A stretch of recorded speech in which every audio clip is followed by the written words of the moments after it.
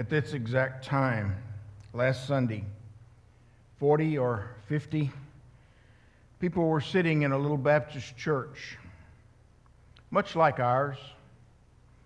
They were singing, and praising, and worshiping God. For 26 of them, tomorrow never came. I'm sure that many of them were good, honest, Christian, Bible-believing, born-again Christians. And I believe they loved the Lord. Some of them were children who had their whole lives ahead of them. Their tomorrow never came. Now, I know we don't like to talk about death. We live our lives as like it's always going to be the same as it is today, like it never happens to us. It always happens to someone else. Oh, we know we're going to die eventually, but that's always a long way down the road. Most of us have already made plans for tomorrow. I have plans for tomorrow. I have plans for Tuesday and Wednesday and Thursday. I even have plans for Christmas. And I'm sure that all 26 of those people that were in Sutherland Springs Baptist Church last Sunday had plans for tomorrow too. Their tomorrow never came. In the weeks and months ahead, there'll be many tears that will be shed in the small towns of Sutherland Springs. The town will never be the same. The people will never be the same. The church will never be the same. Yes, life will go on there, but it will never be the same. Hopefully, many people will get closer to God, but sadly, some will turn away from God. Some might even begin to hate God. They will say, how could a loving God let something like this happen? In a church, even. I would like to quote my favorite pastor, Max Lucado. He said, good people aren't exempt from violence. Murderers don't give the godly a pass. Terrorists don't vet out victims according to their spiritual resume. The bloodthirsty and wicked don't skip over the heaven bound. We are not insulated because we are Christians. So, what do? Well, we could all lock ourselves in our closets and never come out.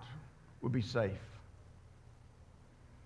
We could all wear full body armor for the rest of our lives, and we'd be fairly safe.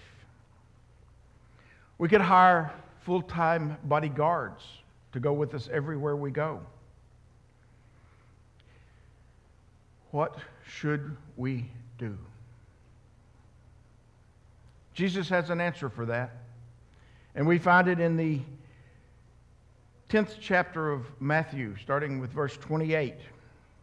Jesus says, don't be afraid of those who want to kill your body. They cannot touch your soul.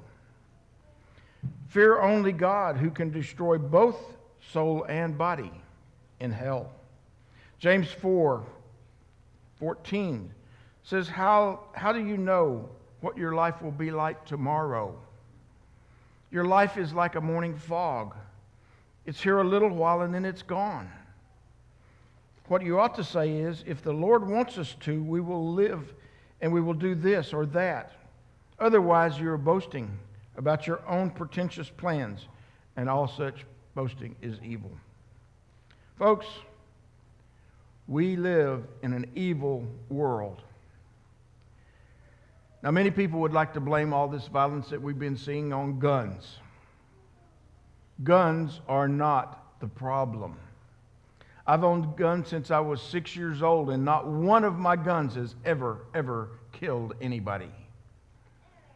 2 weeks ago, we saw a man use a rented truck to kill a bunch of innocent people. Rented trucks are not the problem.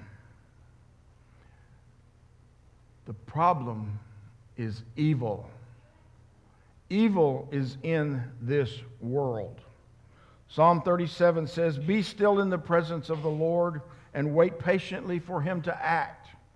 Don't worry about evil people who prosper or fret about their wicked schemes. Are you fretting over some wicked scheme this morning? Are you worried about evil people and what they might do next? God says, don't do it. I got this. Don't fret. Don't worry. Matthew 15:19 says, "From the heart comes evil thoughts, murder, adultery, all sexual immorality, theft, lying, and slander." Ever since Cain killed Abel, evil has lived in the hearts of mankind. Luke says almost the same thing when he tells us that a good person produces good things from the treasury of a good heart, and an evil person produces evil things from the treasury of an evil heart. Paul reminds us in Ephesians 6 that we are not fighting against flesh and blood, but against evil spirits. So as Christians, are we prepared to deal with evil? September 11, 2001, evil crashed into the World Trade Center towers. Were they prepared for that to happen? No. Was the whole country prepared for that to happen? No. Why? Because it never happened before. Nobody had ever done that before. We thought we were protected. Perhaps some of us even thought we were invincible, but we were not. Our life changed forever that day. You know, we tend to live our lives pretending that evil will not strike us, that it will not harm us. I mean, nothing's bad ever happened to me, so nothing's bad going to happen to me today or tomorrow. Nobody's ever broken into my home or stole my car or tried to kill me, so I don't have to worry. I'm safe. I don't need to prepare for the day that evil may strike, because I really don't think it will. Theodore Roosevelt once said, "The times are evil. That is, there's so much that is evil in them. It would be to our shame and discredit if we failed to recognize that evil." Teddy Roosevelt spoke those words in 1908.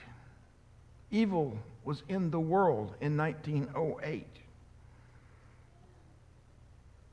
The evil that existed then probably cannot even compare to the evil that we see in the world today. Bad things happen to good people because we live in an imperfect world where imperfect things happen all the time. Today, everybody wants answers to two questions: what and why? Why did this happen? And what are we going to do about it?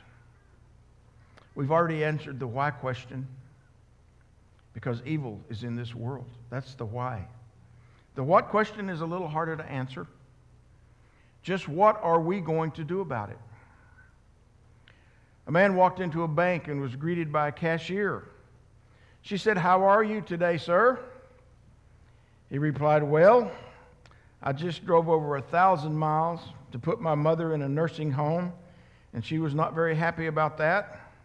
My wife is having a heart catheterization tomorrow, and the world is coming to an end. Other than that, I'm fine." Obviously, everything is not just fine, and it never will be. The world is imperfect, and imperfect things happen all the time. Cars break down. Bodies break down. Planes get hijacked.